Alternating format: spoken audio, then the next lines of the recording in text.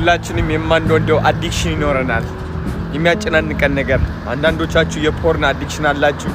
አንዳንዶቻችሁ የሲጋራ አንዳንዶቻችሁ የዊድ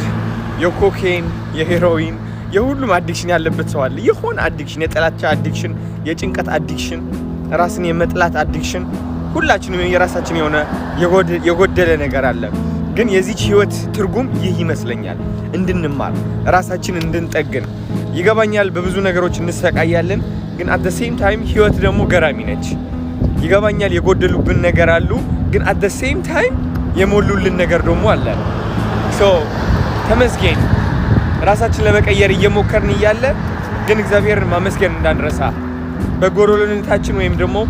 ባጠፋነው ጥፋት ራሳችን እየኮነን መኖር እናቁም ሰው ነን አንዳንዴ እንሳሳታለን እና መስገን ህይወት በጣም ነው የምታምረው ፀሐይዋ ዛሬ በጣም ነው የምታምረው ተመልከቷት እንዴት እንዳበራች ለመጀመሪያ ቀን ከወራት በኋላ እወዳቸዋለሁ